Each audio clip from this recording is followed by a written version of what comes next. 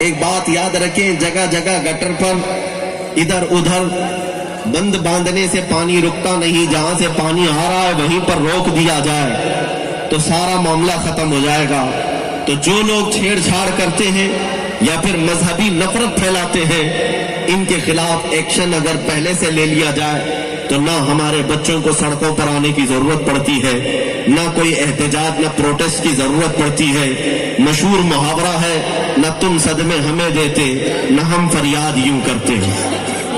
بات تو صرف اتنی ہے کہ جب جب ہمارے حالات کے ساتھ چھیڑ چھاڑ ہوا ہے، پھر بھی الحمدللہ یہ قوم مسلم صبر کے ساتھ رہی۔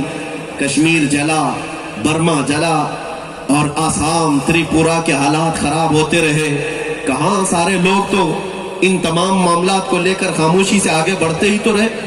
این آر سی کے معاملات، بابری مسجد کے معاملات، بہت کچھ ہوا ہمارے ساتھ، خاموشی سے سہتے تو رہے، صبر ہی تو کرتے رہے۔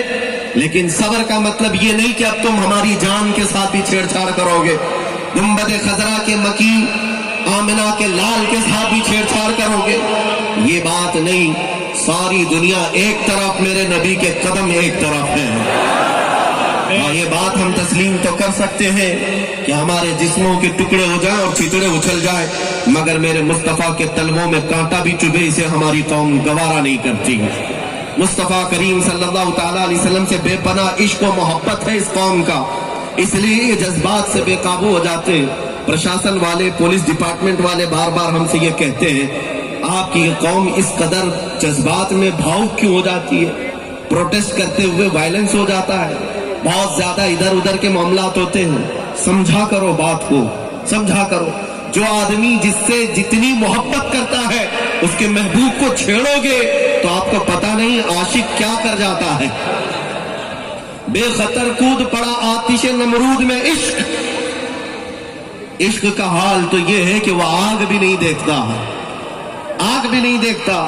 بے خطر کود پڑا آتش نمرود میں عشق، عقل تھی محو تماشائے لبے بام ابھی۔ یہ عقل کے معاملات نہیں ہے۔ بہت سارے عقل مند ہمارے یہاں بھی ہیں جو ہمیں مشورہ دیتے ہیں کہ حالات خراب ہیں، بہت سارے عقل والے ہیں جو لوگوں کو یہ کہتے ہیں کہ اس طرح کے معاملات میں آپ کو یہ مطالبہ نہیں کرنا چاہیے، وہ مطالبہ نہیں کرنا چاہیے۔ تمہاری عقل تمہاری گٹھری میں رکھو۔ جس عقل کی تم بات کرتے ہو وہ عقل نہیں، وہ گدھے کی عقل ہے۔ نبی پاک صلی اللہ تعالیٰ علیہ وسلم کی ذات پر جب کوئی کیچڑ اچھالے گا تو میرے عزیزو عقل سے زیادہ ہمیں عشق کا سہارا لینا پڑتا ہے۔ بے شک بے شک، سبحان اللہ۔ ہاں، لیکن ساتھ میں اتنی بات یاد رکھیں، میں کسی بھی طرح کے اس جوش کا قائل نہیں کہ راستے میں اتر کر کے کسی دوسری قوم پر آپ پتھر بازی کریں، لاٹھی ڈنڈے ان کو دکھائیں، ڈرائیں، نعرے لگائیں۔ یہ ہمارا مزاج بھی نہیں، اور نہ ہی ہم اپنے نوجوانوں کو اس کی تعلیم دیتے ہیں۔ پتھروں سے تمہارا کیا کام ہے؟ لاٹھی ڈنڈے سے یہ پروٹیسٹ نہیں ہوتے۔ آج کے بعد یہ احتجاجات جو وائلنس میں تبدیل ہو جاتے ہیں، اے مسلمانوں، یہ تمہارا کام نہیں ہے۔ لیکن ایک بات یاد رکھیں، بزدل بھی مت بنو، وائلنس بھی مت بنو، وحشی بھی مت بنو کہ کسی دوسرے کو تمہارے عمل سے نقصان پہنچے۔ میرا دین تو یہ ہے، میرے آقا صلی اللہ علیہ وسلم نے ارشاد فرمایا، کسی دوسری قوم پر صحابہ اکرام کو اگر جہاد میں بھی جانا ہوتا، میرے آقا تعلیم دیتے کہ جہاد جن لوگوں نے تمہارے خلاف تلوار اٹھائی انہی کے ساتھ تمہارا مقابلہ ہوگا، باقی کسی عورت، کسی بچے، کسی بوڑھے کے ساتھ تم کوئی مقابلہ نہیں کرو گے۔ حتیٰ کہ میرے آقا صلی اللہ علیہ وسلم کی تعلیمات میں یہ بھی ہے کہ جس وادی میں تم اترو گے وہاں کے درختوں کے پتے بھی نہیں توڑو گے، وہاں کی عبادت گاہوں کو تم مسمار نہیں کرو گے۔ ان علاقے کے لوگ جن جن جگہ پر عبادت کرتے ہیں ان کی عبادت خانوں کو نہیں توڑو گے۔ یہ میرے آقا کی تعلیمات ہے۔ سبحان اللہ۔ لہٰذا جو نوجوان میرے آقا صلی اللہ علیہ وسلم سے محبت کرتا ہے وہ راستوں میں اگر آ بھی گیا تو اس کا یہ مزاج ہونا چاہیے کہ راستہ چلتے ہوئے نہ وہ کبھی کسی بچے کو چھوئے، نہ کسی عورت کو تکلیف دے، نہ کسی بوڑھے کو، اور نہ ہی ان لوگوں سے کوئی تمہارا احتجاج ہے جو خاموش اپنی دکانوں میں یا بازاروں میں ہے، بلکہ تمہارا احتجاج ان پاکھنڈیوں کے خلاف ہے جو کبھی اپنے گوفے سے باہر نہیں آتے. حکومت وقت سے ہم اپنا مطالبہ اور اپنا احتجاج جو درج کرتے ہیں، میرے عزیزو، اس میں سسٹم کی ضرورت ہے، اس میں نظام کی ضرورت ہے. آپ اس طرح سے سڑکوں پر اتر کر اگر اپنے آپ کو ہلاکت میں ڈالتے ہیں تو پھر آپ حالات دیکھ رہے ہیں. ہزاروں بچے تو اب ہمارے جیلوں میں جا چکے ہیں، لیکن جن کی وجہ سے یہ سارا وواد ہوا وہ آج بھی کھلے گھومتے ہیں. ان باتوں کو آپ سمجھا کریں.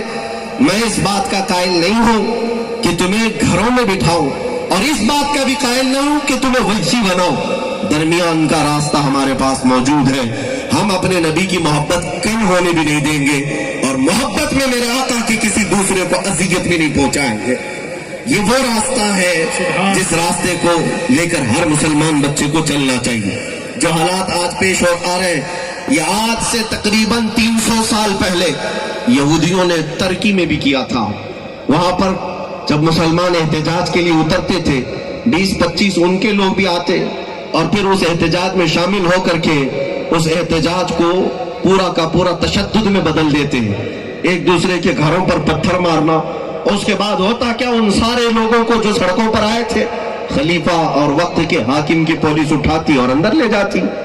اس طرح کے حالات آج پھر اپنائے جا رہے ہیں. اس لیے میں اپنے بچوں سے اور نوجوانوں سے اس بات کی اپیل ضرور کروں گا، جہاں تم اپنے نبی پاک کی محبت کی بات کرتے ہو، عقل سے بھی کام لو اور عشق سے بھی کام لو.